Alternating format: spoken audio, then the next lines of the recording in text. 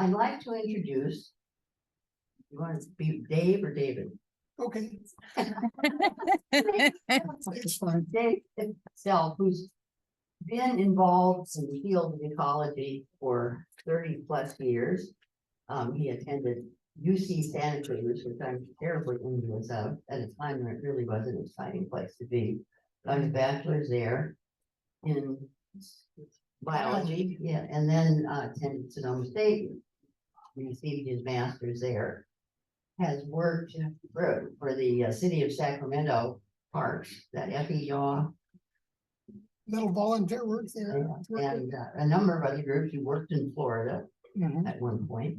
And the last time that I ran into Dave was when he was with Audubon Canyon Ranch's Modini Mayacamas Preserve up in Healdsburg, which is a marvelous place. And if you check his Instagram and website and blog, you will see extraordinary photographs of plants and all kinds of interesting things.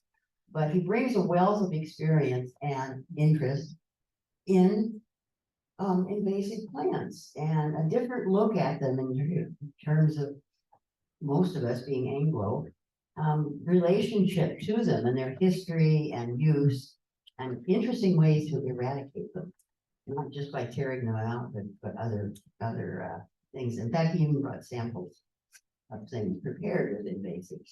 So I'm going to turn, unless I've forgotten something of major importance, I'm going to turn this over to Dave. You want a lapel one?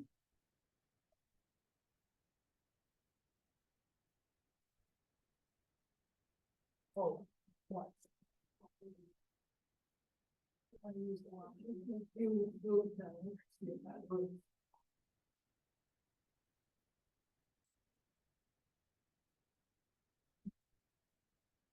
that working? No. Oh, that's right. I need to do that. Is that a little loud?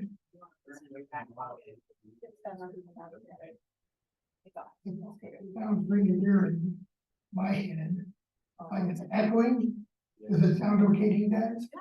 All right. Because I'm getting a really weird echo.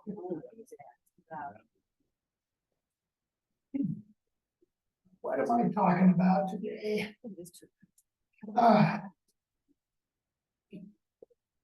When I started working at Point Reyes, right out of grad school, literally days after finishing grad school at Sonoma State, I was given the assignment of surveying the seashore for all the rare plants. And had a great time visiting all the best little spots and secret spots and whatnot, and getting a real sense of the history of the place. And one little side assignment was to go out and search for giant plumeless thistle that was flown in after a fire and dropped accidentally along with a bunch of hardy grass, which we really don't want hardy grass either. But that was one of the assignments that first summer. And as I was walking out through the coyote bushes, all with the same age, relatively new coyote bushes, there's a plumeless thistle off in the distance. And I start making my way through the brush, and I heard a little bit of scurry, and I got a whiff of skunk. Oh my God. And I backed up and listened and watched a little bit more, and then I realized that underneath the coyote bush was a lot of skunkweed, little native Appalachia. And so that was kind of one of the introductions to the seashore. It was like, okay, here is this plumeless thistle, giant plumeless thistle came in with an airdrop, found this recently abandoned. I don't know what to do. Should I use the other speaker maybe? You talk to just use the microphone and make it Might be easier. I thought I'll use these ones. This is a good time.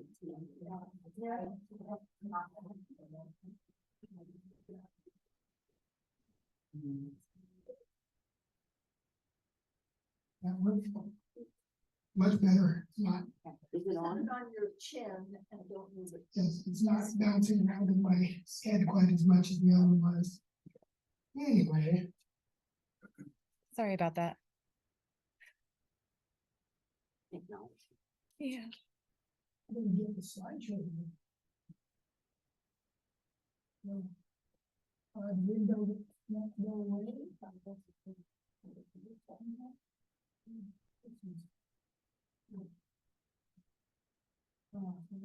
Conceptual things that I need to have in how. So there's my title, Weed Warrior and Tom Sawyer and Healing Roots Home. And what I noticed right away, still not working for me. Even though I'm pushing the little button.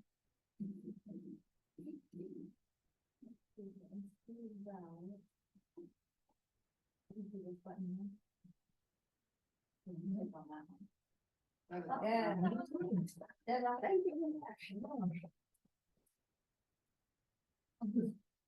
Oh. I'm not gonna worry about the slides quite so much. I've got too many stories to tell you. But one of the things I noticed was that this was a brand new patch of coyote bush, native plant invading the pasture. So there's that question of what's invading where? Who's, how's this dynamic shifting around? Well, the second summer, they gave me the assignment of mapping the big four invasives. I always try and find the healing tasting food when I'm out looking at invasives. So the second summer, I was given the assignment of mapping four invasive plants. Blue gum, you can see from 2, 3, 4, 5 miles away. Scotch broom, French broom, you can see from miles away. And cabbage grass. And as I started looking around the seashore, watering every trail that I could find on the mountain, literally hiked every trail that summer in the seashore. And every day I would come back with 4, 5, 15, 20 plants, non-native plants to add to the list for the seashore. And I ended up recognizing that blue gum was not terribly invasive. The brooms were mostly invading areas that had recently been disturbed by road making. Bambus grass was blowing in the wind. Fortunately, there weren't very many patches of it. But the big four, there were other things much more worrisome than the big four. And here we got the giant thistle down there as a story I wasn't gonna worry about. But let's focus on the blue gum. When I got down to the biggest grove you can find out in Point Reyes, just up from Palomarian, I noticed big trees and out in the grassland, a few little trees only about maybe 3/4 of an inch in diameter. They were about 10 to 12, 15 feet tall. And I just wondered how old is that? So I got my pocket knife and got a few down and counted the rings, and they dated all the way back to the founding of the seashore. It wasn't an active invasion, first glance suggests all these little results active invading. There was one brief moment of invasion, and the grasses had filled in, and the eucalyptus was not establishing new seedings. So we can slow down and not worry about that quite so much.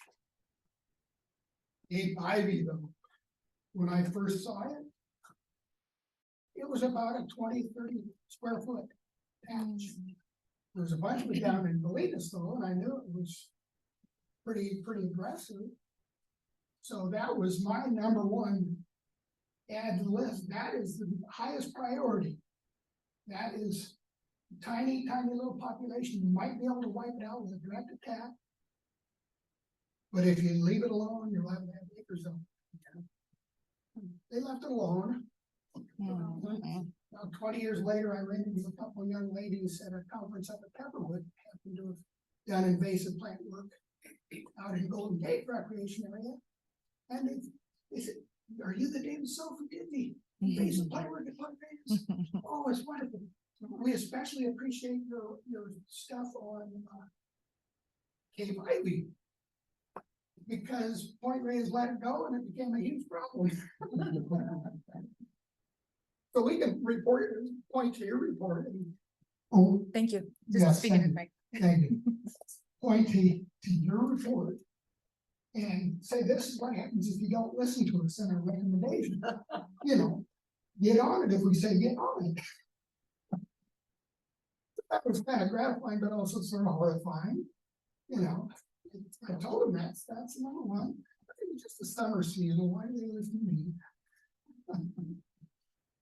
So Cape Ivy covering all. Broom wasn't such a problem. It was mostly in spots where bulldozers had turned around and roadside had been scraped.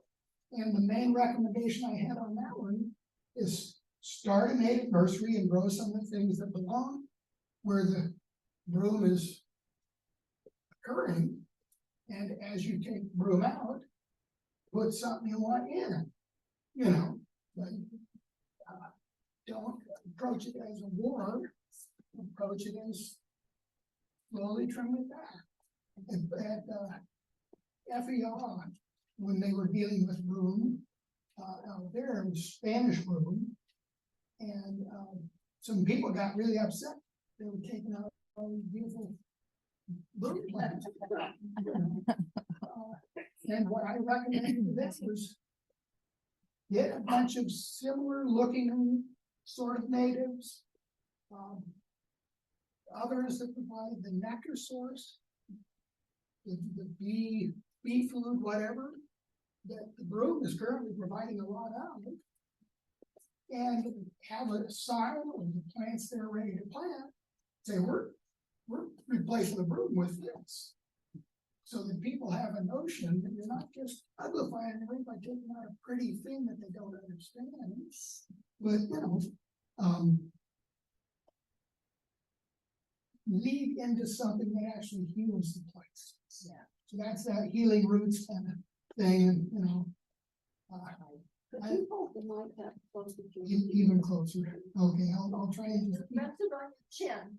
Okay, we'll try that. When I was invited out to view their broom removal, they were really proud. They cleared several acres right on the river rocks at FER Nature Center, right in the middle of the American River Parkway through Sacramento region. And I kept pointing out the thousands of seedlings of broom underneath, you know, where they removed the broom bushes. And I said, look, here's a bunch of, they ignored me and ignored me and ignored me. Finally, after about the 10th time of saying it, they finally looked down and went, you know, they weren't replacing the broom with anything else. And so they basically set themselves up for a long-term, you know, cut it down, walk away and pretend that those little seedlings aren't there, and 20 years later it'll be a big broom patch again. So again, instead of doing that direct frontal war kind of attack, they called themselves Weed Warriors. That was their official name. It's the American River Parkway Weed Warriors. You know? So slow down. Think about what you're doing in the context.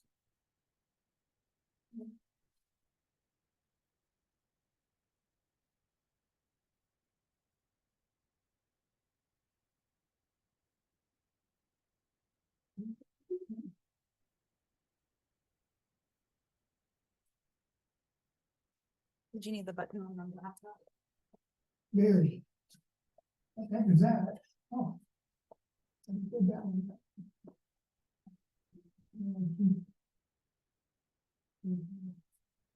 Thank you.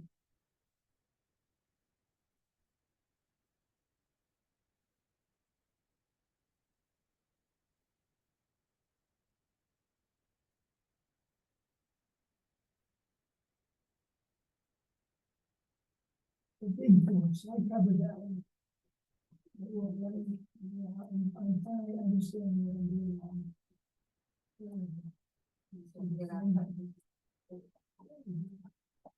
Long exile from nature. So in my title, the Weed Warrior and Tom Sawyer on the Long Roots Home, that Weed Warrior and Long Roots Home was sort of an indirect reference to Odysseus and his long journey. But one of the things that I've noticed, and I noticed it in particular when I moved to Davis shortly after my wife died, family wanted me to be close. I was so depressed by the landscape. Acres and acres of surrounding farmland, weeds everywhere. Almost everything in town was non-native. Few oaks planted here and there. Every once in a while you see some other native plants that some good soul had planted in the open spot or another. But it was depressing, and there were phone lines everywhere, and I was like grumble every time I tried to take a picture, there'd be a phone line in the way. And slowly I started recognizing useful plants.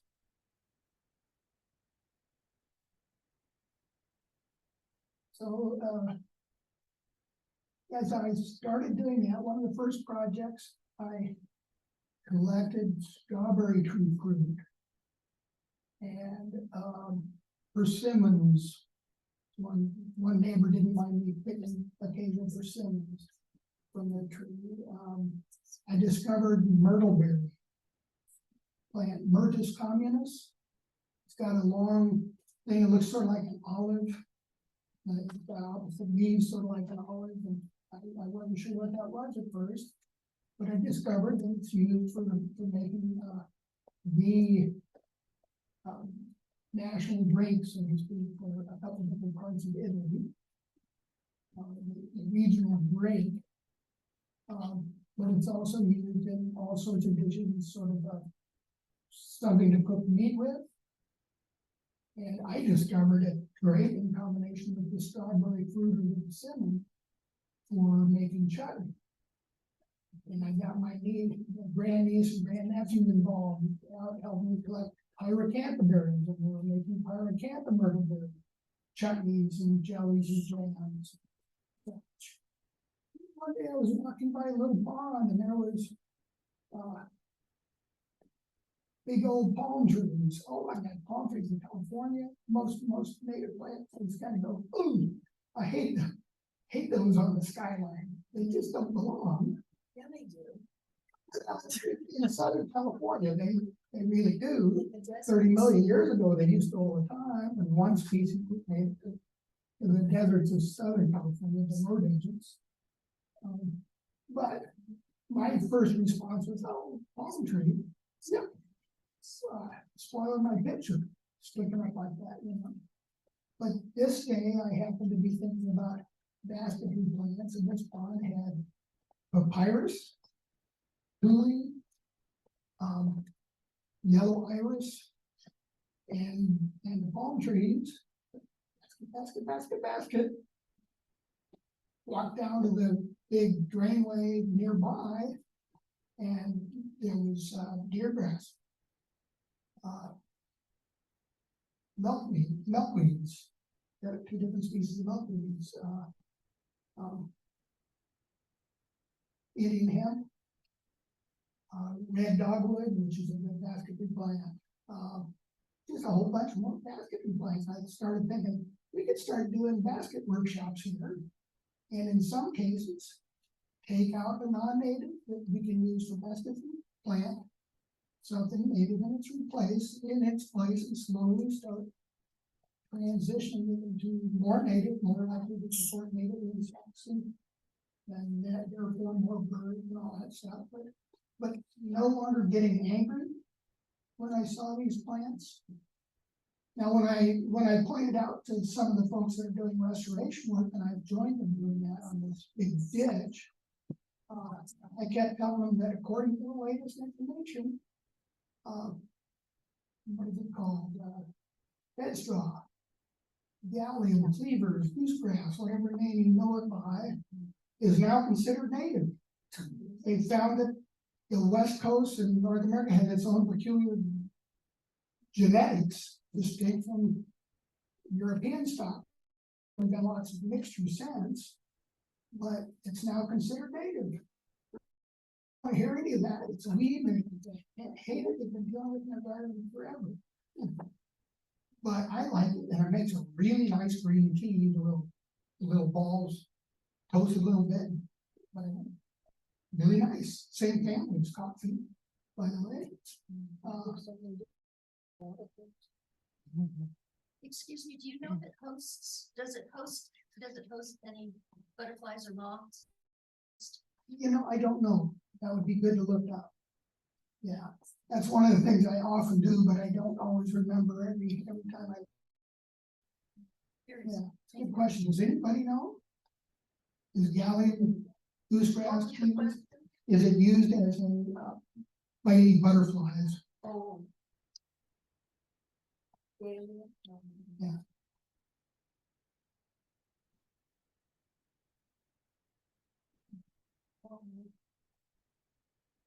It's words. I love playing around with words, homonyms. I think that's the name. They sound the same or spelled differently. So I like playing around with things like roots. Here it's, roots and herb, but it's actual plant roots, ways, and you might hide. But one of the things that I started becoming more and more aware of is I started getting more comfortable with living in Davis. I started feeling less and less lost. I started feeling more than ever like I was actually home in a place, even though it was mostly non-native. And I could see that little actions taken at the right time with the right plant could slowly shift the balance towards more and more native. And folks are awfully curious when I'm out there collecting berries or seeds or whatnot. Really good opportunity to educate folks while you're doing little bits of foraging or tending. But it was that sense of being uprooted from Cloverdale, where I lived with at the time my wife passed, where I had gotten to know all the plants and every little turn on the trail in the little park on the southwest side of Cloverdale. I can't remember what they call it. A beautiful little area to hide if you ever get a chance to get up to Cloverdale. Full of a rich diversity of native plants, and I was starting to become really comfortable with it. I knew where different plants would be blooming, when. I set my trail to go up and visit the first scarlet fritillary,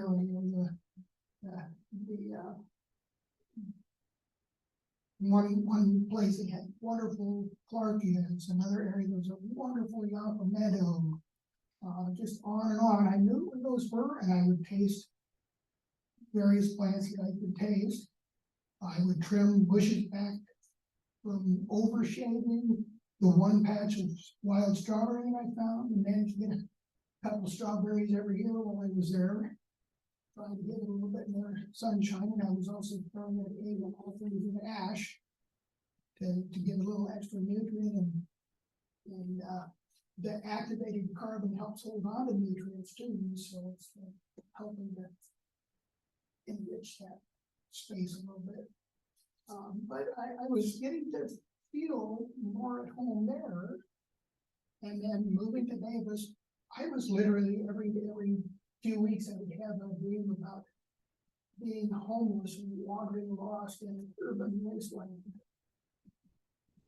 I felt really lost. And part of what I recognized at that point is native folks recently displaced from their places must feel that so much more deeply, because they had so much deeper connection to the plants in the place, and they'd learned these plants from being out on little picnics with grandma or aunties or the whole family on the trek from Cloverdale over to collect seaweed on the coast, and they would have their spot that they visited every time they made that trek to collect this food or that food.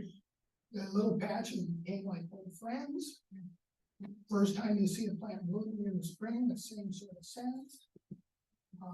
You remember, that's one of the things that human brains are so good at, is remembering what I call time and place. I think that was maybe on the last phrase, but timing is Greek for smoke or smoke offering. They literally used time for that, but lots of other herbs in that family. And they were used all over the ancient Mediterranean as sacred herbs used to make smoke for offerings.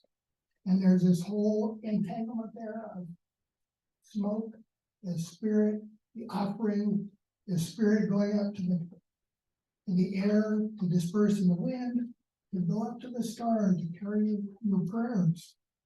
And this was something that our ancestors back in the cave were doing, and they were doing it every morning and every evening as the fire of the sun was flaring at sunrise and sunset. This is ancient relationship that involved wandering known trails, remembering when and where you needed to go for the things you needed that season. The places that you would camp would be familiar places. You would offer your little smoke offerings every morning and every evening. We learned that some of those were really good for flavoring and preserving meat. I mean, all these things are so tangled together. And they all come back around to this, the central importance of gathering as a crowd, gathering out on the land, collect the things, gathering back at the hearth fire, where you make a smoke offering, you cook the dinner. This is ancient sense of sacred, ancient sense of time, both day times and those seasonal bits of time. And in our modern culture, our roots are shallow. Our routes to and from places are mostly to and from work. Oh, what a boring set of routes. You know, occasional route over to the doctor and over to this store or that store. Lots of trips to the grocery store, but compared to interacting with the land with that rich memory of time and place and season, we just hardly know how lost we are. But a lot of our anxieties flow around that. We get worried about what's unseen up in the future just ahead of us. You know, we worry and we stress and everything. Well, back in the day, that was supposed to be keep an eye out for the bear or the dangerous animal here and there. But most of you were out on familiar trails, kind of meditative walking part of the time, sometimes chatting with whoever you're traveling with. This was deep, rich connection that kept our brains active and alive. These sorts of activities are things they're recommending to people who have early dementias. Walk, go out in landscapes, learn the names of things so that you're constantly kind of activating that part of your brain. That's what it's designed for, is remembering time and place out in the land. So time and place, it's got a bunch of different meanings. It's that smoke, the dwelling smoke.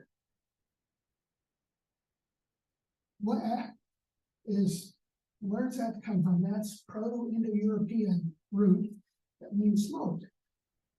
So literally dwelling originally meant a place where smoke was. Then it kind of veered off into all kinds of notions of spooky and spirit.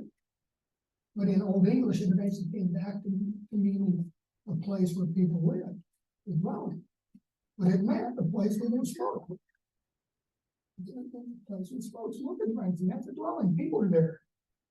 Well, back in the day, that was the time that people were there. So in my work, I keep trying to connect people back to the land, get them out on trails, start learning what's edible and useful that you can make string or basket with, and work with the parks to get experts in there to help you do that. So hiring pommel folks that are way into basketry and are willing and paid well enough to come out and do that with us, so that we can develop that kind of attachment to those plants. You know, this makes us alive. Literally, our regular jobs, most of us, doing from, kind of like you're watching ping pong game. You know, it's really simple. But back when all the ancestors were living on the land, it's like, what do we need today? What's coming up? What celebrations are just on the horizon? Oh, that reminds me, we need to get this for the celebration. That's way out this trail. Oh, and along the way, I can veer off and get that, you know, and gather all the things you need for that season, that time, that event. Rich, enlivening interactions with the world. Now, let's go do weed walk. Focus on the plant, zero in. My bosses at Point Reyes hardly knew their plants. They recognized 4 big ones, 2 of which weren't really big problems. They didn't notice all the other ones out there, and they were growing every time they would come in with more to add to the list. But even then, my first job focused on invasive plants, I was recognizing that, I mean, there's 100 square miles roughly at Point Reyes. I listed about 203 non-native plants. 30 of them I recognized as high priority, and another 50 or 60 as moderate priority. I also recognized that some were very invasive in active rangeland. Couldn't make it into wild area hardly at all. Some, like English ivy, dog rose, what is that tree? Big red fruit hawthorn. One of the neighbors had some big hawthorn trees. And I looked at those and, oh my God, right on the edge of the seashore, those are ones that can be carried miles by the van-killed pigeons into the middle of what's now wilderness by all practical measures.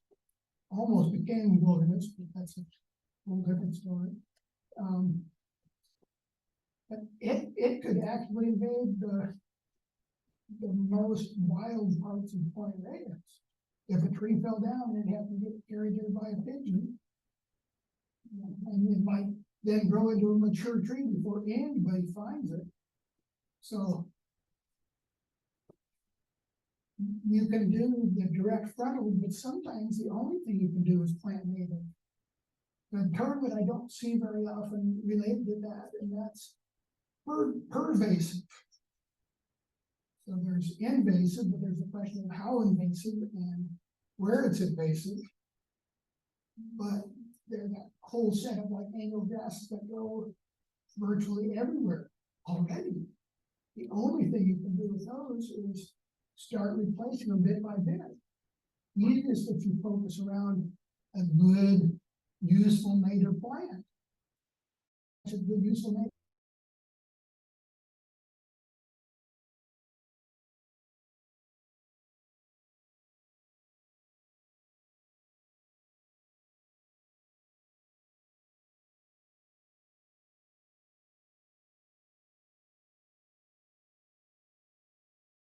Good habitat, but do it from this nucleus of something you already like.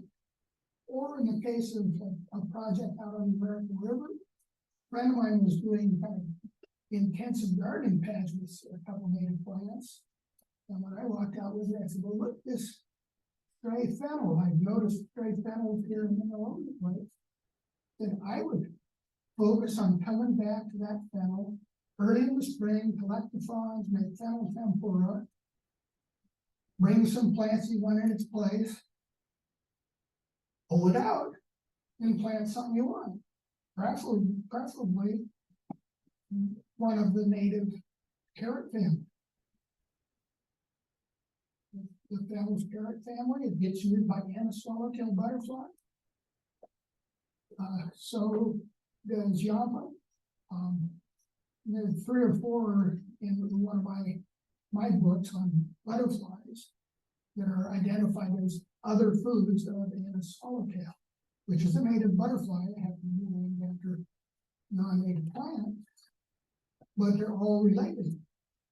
So if you approach it right, you're not only making that habitat steadily more diverse, but thoughtfully you're making habitat better, or you're sustaining the habitat by not just removing the fallow, not providing anything for the butterflies, making better butterfly habitat every time you go out, trim this, pinch that, prune that.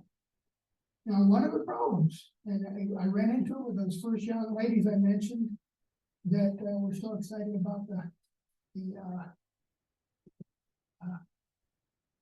German ivy mapping, even though it's like, jump on that.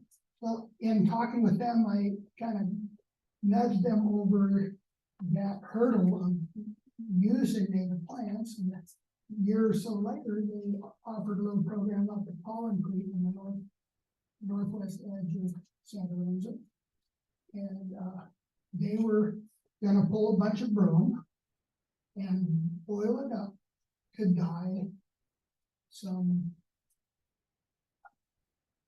fabric. They had each of us bring some sort of cotton shirt.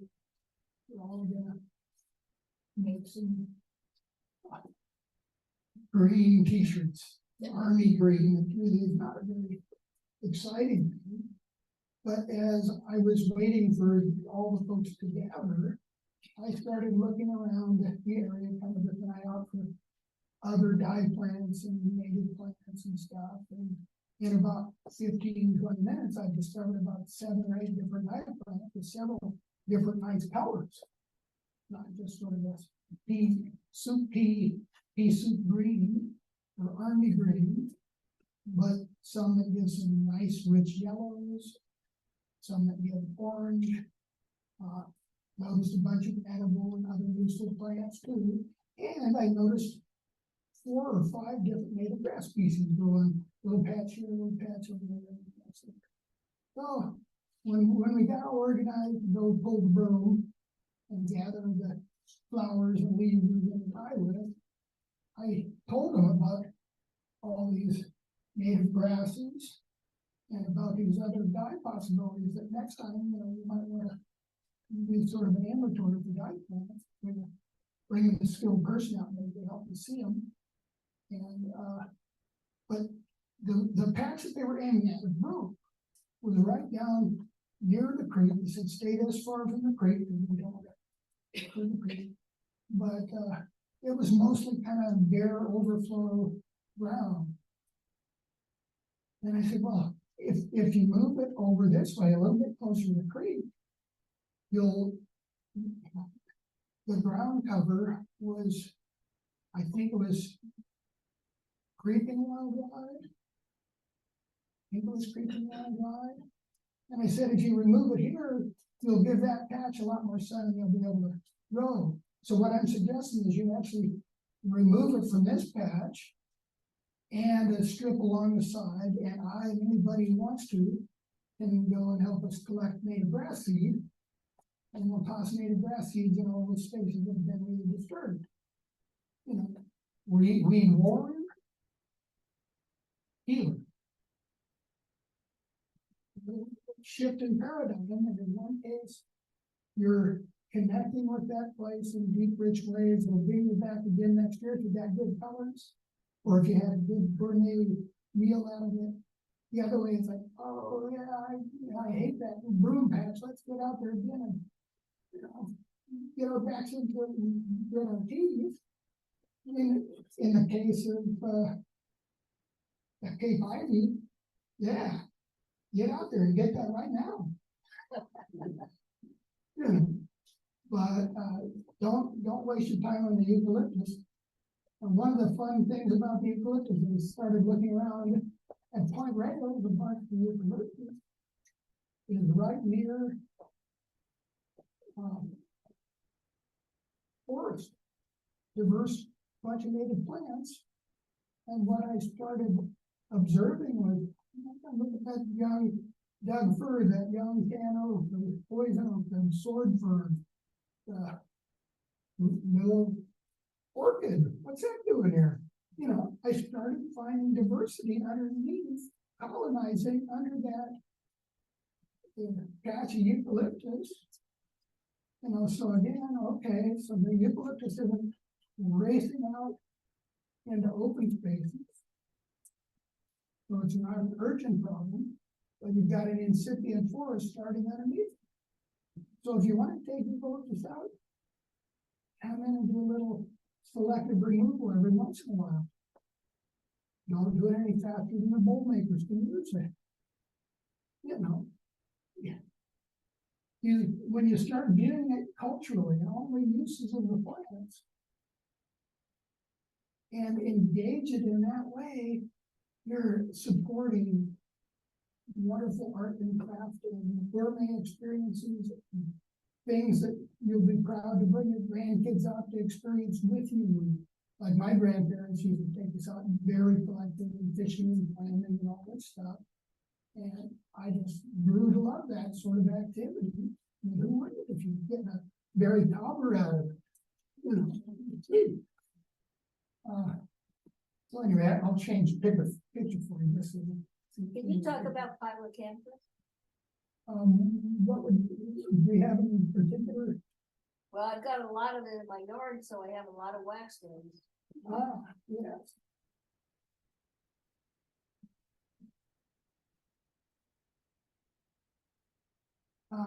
Pyracantha. I love it. There it is. Right there. Pyracantha. I love the jellies and chutneys and such that I made with pyracantha. It's invading into our ditch from the hedges up above. But it's not a rapid invasion. With all the volunteers we've got, it's easy to take those out one or two at a time. The guy that organized the ditch, when I first talked about pyracantha, he was like, I hate that stuff. And then, you know, I kept talking about how the cedar waxwood, they love it. If you've ever watched them for a long time, you've seen it. Seen photos from some of the ones who really know how to do their bird photos. They delight. They've got these little red streaks on them and a bright pink, pinkish red mouth. And they love to toss the berries up in the air and catch them with a wide open mouth. I think it's part of social display. Look at the man, look at me, look at the berry. You know, it's wonderful to watch. And this guy, recently, after I kept talking about recipes I was using pyracantha for, he said, next year when it's time for the cedar waxwings, we ought to have a little gathering and make some pyracantha shrub. That's a sweet vinegar kind of drink made with pyracantha. That was nice. I really like that. I mean, sort of water. Really, really nice. And he said we should go out and do something like that, and educate everybody come by, make sure you make up enough so you give them flavor, and point out that, you know, we keep it under control here, it's okay on the hedges here, it's wonderful for the cedar waxwings and the robins and bluebirds, and probably quite a few other birds, but those are ones that seem to make a show of it. Take delight in what you find. Unlike my friend who every time he sees those eucalyptus along the ditch says, when are you going to remove them? When are you going to remove them? You know, sending beautiful pictures of gorgeous sunrise, the eucalyptus is part of it. And to me, it's just, you know, the play of light in those trees and other trees, and just absolutely beautiful landscapes. If you get past that, that's not native. And just say, what, how can we take delight in this stuff, make it a little bit better every time or every few times that I come out and visit. And you end up with shrubs and chutneys and thumbprint cookies, and, you know, on and on and on. The salt speed, you hate salt speed. It's like having to switch tune on salt speed. And boy, when I did salsify, my wife and I put on a wonderful program. We've been asked to salvage some ethereal spear from a future parking lot. Scrape the place and turn it into parking lot in a few months. And we went out and looked at the site with them, and we saw the ethereal spear up here, and on the little creekway down below, which we had eroding banks, so it's up there, was protected, were scattered bits of the oyster root. I don't have it on that picture of the oyster root was in the my public salsa. I said, okay, well, they both have underground roots that are designed for critters like grizzly bears and stuff to dig them up and eat them. Makes the perfect condition for root seedlings. So let's pretend we're a grizzly bear, and let's imagine every time we see a salsify, the potential of turning that into a ethereal spear patch. And that's what we did. Every time we took out a salsify, we transplanted one of the Achillea to that exact spot. And we brought along several different native grasses and sedges. We trimmed back some of the Himalayan blackberry and bank and planted those to help hold the bank. And then the salsify replaced by Achillea were sprinkled all over in a little woodland. And then we made Parmesan salsify, and the time visiting, preparing the food and visiting stretched from when it was supposed to be over, from 3 to 4 to 5 to 6 to 7, full of wonderful visiting. And somewhere around sunset, one couple said, we're going to run over, we want to get some wine, some really nice wine, and they brought that back. And we talked, for another hour or two after that. And that's the sort of stuff when you start getting rich, engaged culturally.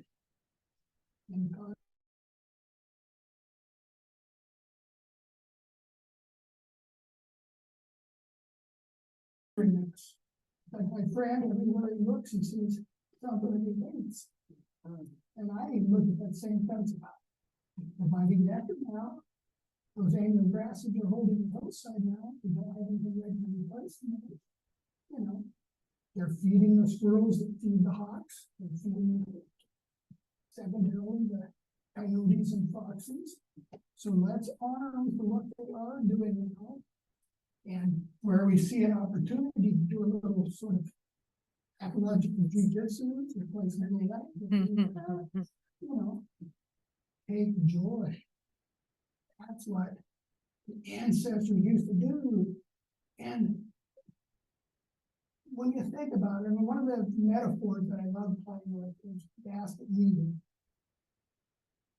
And I usually think in terms of simple coil basket, where you start with rays. My preference is to do 6 of them, because when you make a basket start, you lay them crisscross, and you end up with 12. What do they call them?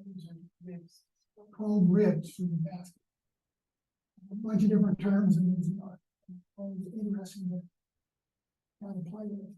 But that 12 notion, I think, is really important. It switches into 13, and that's one of the challenges with moon-based calendars, is the moon doesn't fit a nice, neat, orderly arrangement. The moon's always shifting a little bit from year to year.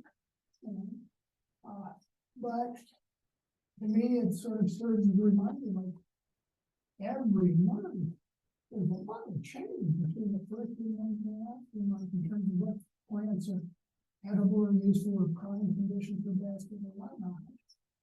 And if we approach our projects as little bits of weaving, little culture, little nature, twisted around that little ray, that little rib for the month, and then twist it around the next one, not big projects, projects that bring a little joy and change the world a little bit. And if we do that, month after month through the years, we end up with a metaphoric basket of experience that is rich and exciting. You know, that helps you feel alive. And keeping in mind that those changes are like 1 month's change. I like to really think about the 4 weeks roughly.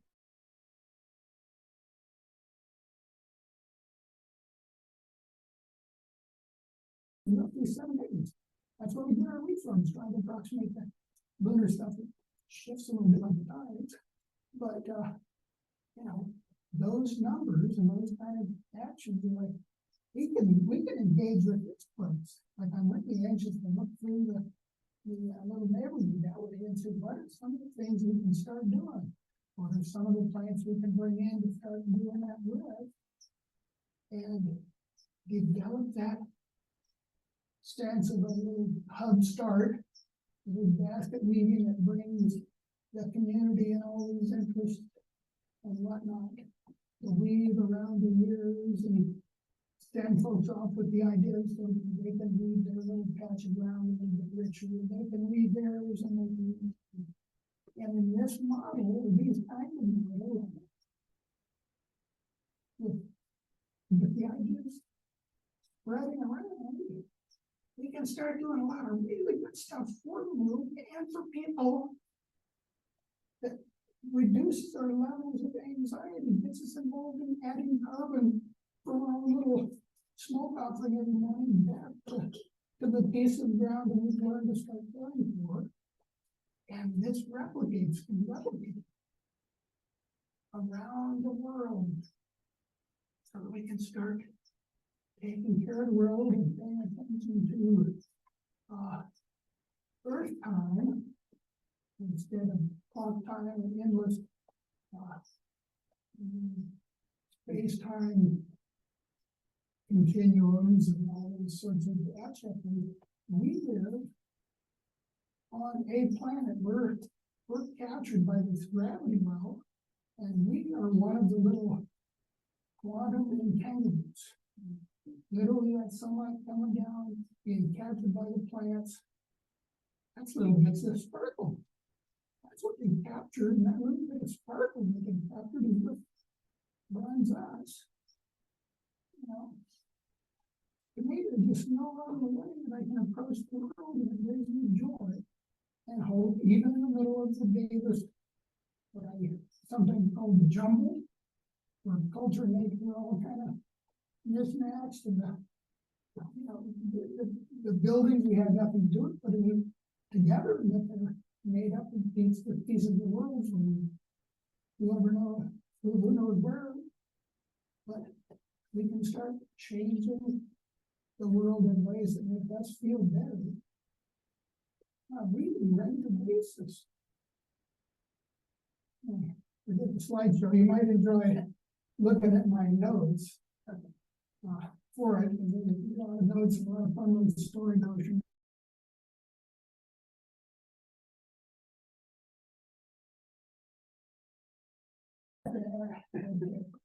Engage in questions and conversations.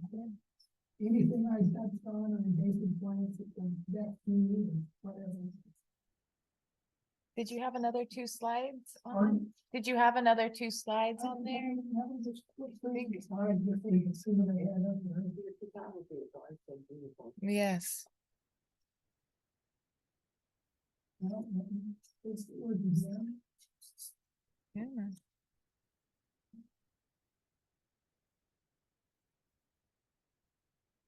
I think that did it.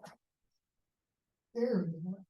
Oh, There's wow. a little bit of my smoke offering, burning bay and rosemary in my primary ones that I gathered from the trail. I usually only gather a couple leaves at a time. And for my own personal use, this is a little unusual for me to have about 40 or 50 sprigs of rosemary and lots of bay leaves. But that's one of the the rosemary teas up above, I believe. And that little dish probably has mustard greens and mallow greens in it. Love those two. You can use the whole stock of mustards with the mallow. Fun little project I did with a bunch of little kids. They were 5, 6, 7 years old. Are they raw or steamed? Are they raw, mellow, and then white? I've tried dandelion, it's too bitter for me. So this is mustard greens, all different kinds of mustard and mallow, and I usually just chop them up and put them in a microwavable bowl, add some hummus, some tofu, and some spices, and just quickly cook it that way in the morning. Roughly a dish that's called horta in parts of Greece, many other names for that, so just wild weeds collected and steamed out. Many of the recipes talk about boiling them, but I always hate boiling vegetables. It usually spoils the best flavor and the best textures. There's me with some 3-cornered leek that made some really nice onion dips this winter. This is what my counter looked like this morning, and that's somewhat showed up on the table this evening. I guess that's the last slide. Maybe I should. Yeah, that's enough. Oh, I think I have 2 more just. 2 more just in the front of it. I think that is 12 of 12. Yep, that's it.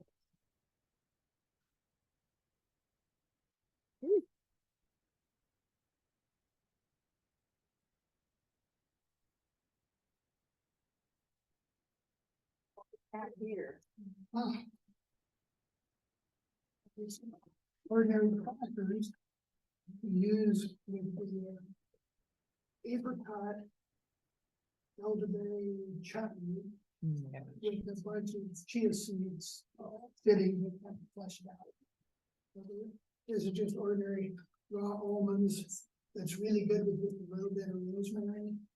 And I had mentioned some folks in here earlier that the rosemary with dark chocolate.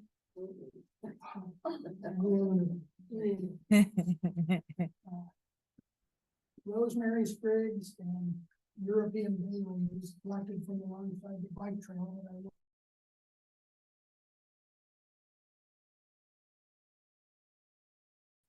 They make a great tea. I made from rosemary, European bay leaves. If one sprig of this and 1 leaf of that, and it's plenty to steep about 5 minutes. And usually add a little bit of lemon juice. My favorite is lime juice. Mandarin orange is really good. Mandarin orange is my grandmother. So occasionally use those, and that's really nice. With those two, and whatever sweetener you like to use, whether it's agave syrup or whatever. And just a little bread, a couple of crackers that we use for that. Check. Cheese. Oh my gosh. That's all I think that's all I can. Yeah. Oh, there are a few elderflowers and get all the berries mixed in on the flower. And you can, you can put in a few berries and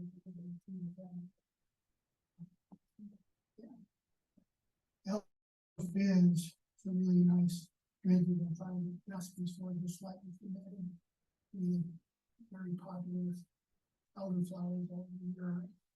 Yeah, certain friends of mine grew up with that. And she also, her grandmother made elderflower fritters. And we did it in eggs and a little bit of flour. And I don't know. And my first experience with that was with gooseberry, and I had an odd orange passion fruit frozen. I took a scoop of that and put that in Gather from fritters. Sue and Clay were, my daughter and my wife were away visiting family in Colorado, and I got to go wild that weekend. One of my experiences, experiments that week was, it happened to be Kentucky Derby weekend. And I had a good batch of one of the wild mints. And so I decided I'm gonna make a mint julep. One and all way is not my thing, but I had the experience. Can you suggest what to replace blackberry with from Himalayan blackberry? Native blackberry, California wild rose, Okay, well, mugwort. Long list of things you might replace it with, and preferably a variety. yeah, elderberry. Elderberry is a good one to throw in the mix. Really takes off. Yeah. And mugwort. Yeah, that. Yeah. And it's really good for keeping the worms, the insects out of your acorns. We did that for years, Sue and I, but we had along with California bay leaves. And we would keep our black oak acorns for 4 to 5 years. Yeah. Now, Did the Native Americans do that? Was that their? yeah, those are plants that they used for that. My wife used to be the co-director, mostly the director, but officially the co-director of the Malibu Cultural Heritage Program at the FEA Center. And so one of my delights was when they put on a big celebration, and one of my duties was to go out and find all kinds of things to make tasting benefits. Collecting gray pine nuts and wild grapes. And, I love the California rose hips when they started raising on the bush. They bring up just like a raisin, really good flavor. Of course, it's a lot of work. The seeds have lots of little hairs on them, and it's a little hollow hip, open at the top, with all these fuzzy little seeds down in. So you have to carefully scrape the seeds out and boil a little bit. So it's a little more labor intensive than some of the nice flavors. I always imagine making acorn, rose hip check with this. Could you tell us about your T-shirt, the Heritage Seed Supply? Is that from Davis or Winter? I think they're down in Central California, Oh, but they were at a restoration conference.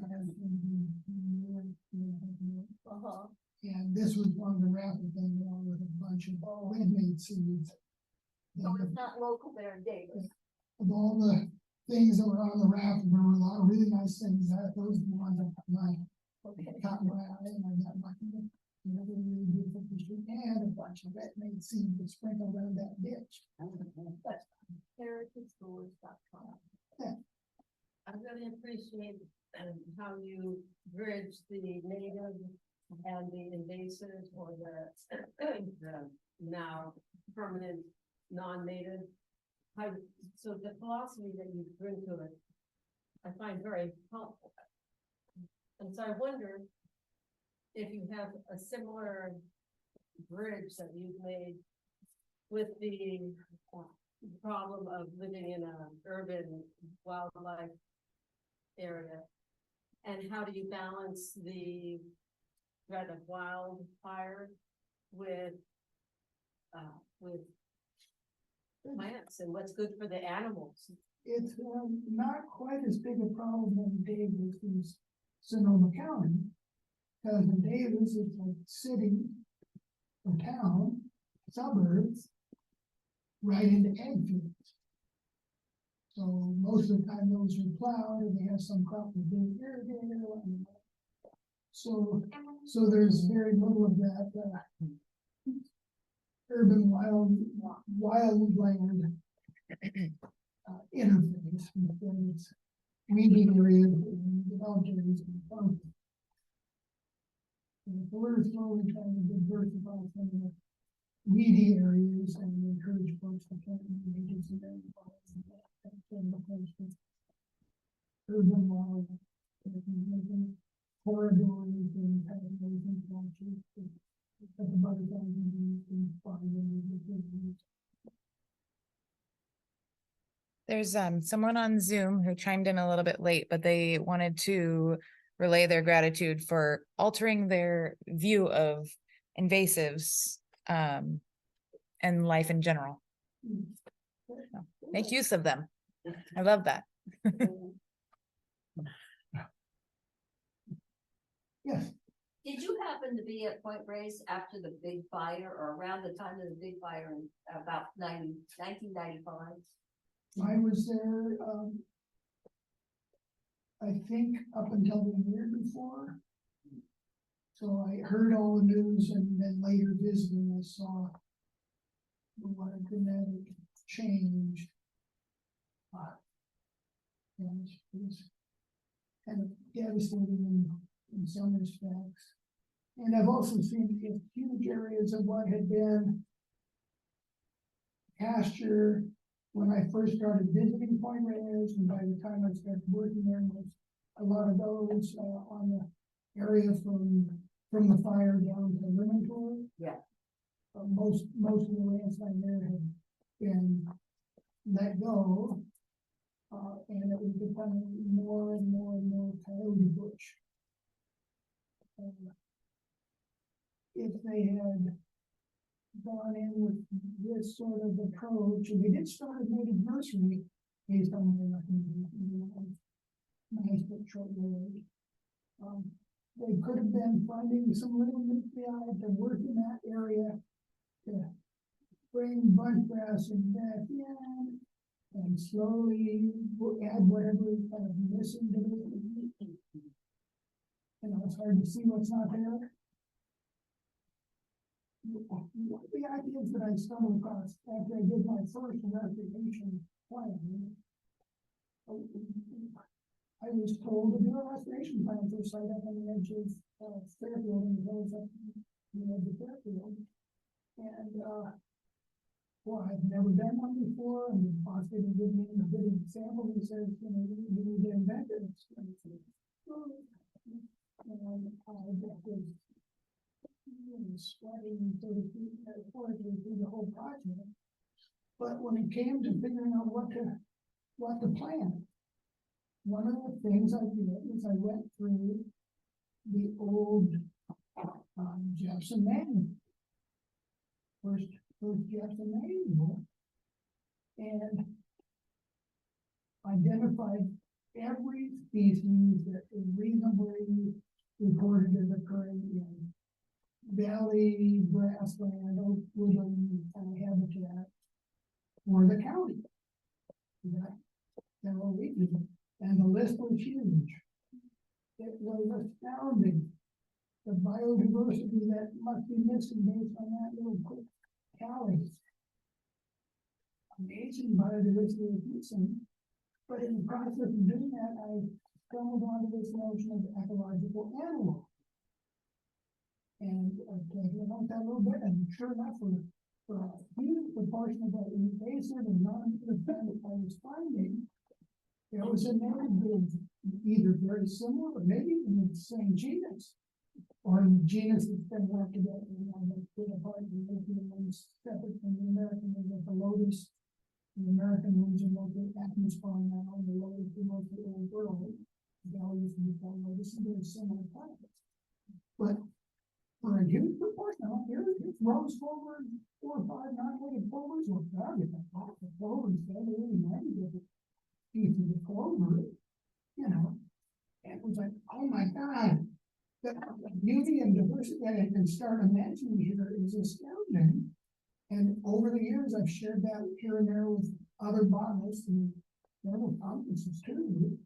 And the idea still doesn't seem to catch on very readily. But it really excited a few of those botanists that I explored with that notion. So my God, I can, what's that sticky weed, clammy weed? It's a little yellow used to be in the straw families with the paintbrushes and stuff. But it's a grassland invasive, it's very all over the coast and going this way to other areas. But, okay, you got that, how about some paintbrushes and house clovers? How do we do that? They have my parasites and how do you get started, but at least it's something that now I'm thinking about and I wasn't even thinking. And with some of the clovers, the hairy cats here, all over the place, and the dandelion. 3 or 4 different genera of native dandelion types, different genus, but very, very similar plants. Oh my God. And a few of those I've seen in distant places, but it's listed as formerly around this county. I wonder if it still exists. Where is it? How can I get the seeds? You know, it starts raising all these kinds of questions, and the diversity starts seeing when you use that little tiny land and say, well, is there a native that's analogous? Open so many windows, so many, oh my God.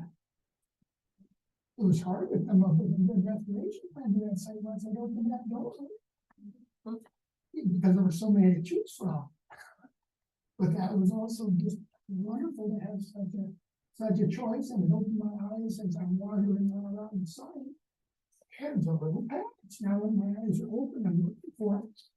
Here's some of this. Oh, look, this is an unusual little collection of plants here. I don't know what half of them are. All my years of working on grassland and, you know, identifying plants is the main thing that I did for years. Never seen this happen, doesn't it? What was so odd about the little spot? That's very opening up your mind up to with special different little spots to look for. After that, coyote bush, middle rabbit, giant thistle. That notion drove me back to a British Journal of Ecology article that I read a few years before about plants that seem to be regularly associated with yellow rabbit. Where it was more, people call it sometimes in stickery plants, sticky plants, really small plants that rabbits are born. It's little duckweed fits right into that category, stickiest, smelly, and pretty potent. But it's growing in this disturbed area that gets trampled by rabbits. The perfect habitat. These rabbits growing duckweed. Chasing the duck away when it comes through like this, morning you know, back up, and little rabbit goes on to live another day, and rabbits often. So the ties that you start seeing when you open your mind up to the history of the place and what's invasive and what's not, and what's native and what's not, and there is starting to you start getting a much richer sense of the history of landscape and the absence of native people and what that's through, the absence of following what happens to so many doors and open. Like, wow, what a place that you can be. And our ancestors came here with almost all of that already truncated from their experience. They were almost half human if you ask the native folks. They couldn't understand the folks that were gold mining up and Wairika and stuff. They're destroying all the other patches, walking away, turning into gravel. So that they can live out here with a bunch of other scruffy old men with no women around. People are absolutely insane. They're right. But it was hard for the European folks to see that. So I guess most of that. Yeah, the living in the universe. We lost all the best of us. Let's get back to that. The heart.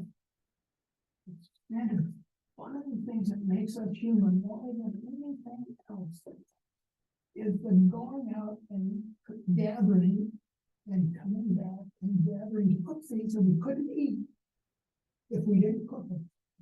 It changed the shape of our jaw, it gave us extra energy to grow our big brain, it brought us together to be together. Cook and share and feed, and that brings out the best of us all, separate little fireplace in our house, and nowadays, people don't even have rooms in their house. We lost something vital when we started giving that. But even more so when we started giving up to wild gathering to feed our personal gathering. Circling, the circle of the sky, the circle of the music of the spheres, the atmosphere, biosphere, the geosphere, the hydrosphere, and it's all big the spheres and everything we do, we can see everything. It's like, be alive, every step. Walk your trail, make your roots at home. Grow your roots. Learn about the native nuisance. It's alive in your life and how alive in your kids and your grandkids' lives. It will ripple and will radiate through the music of the spheres. Top on the water, ripple, ripple, ripple. So we should get it, people should try a taste as a step in that direction, I think. Thank you so much. That's-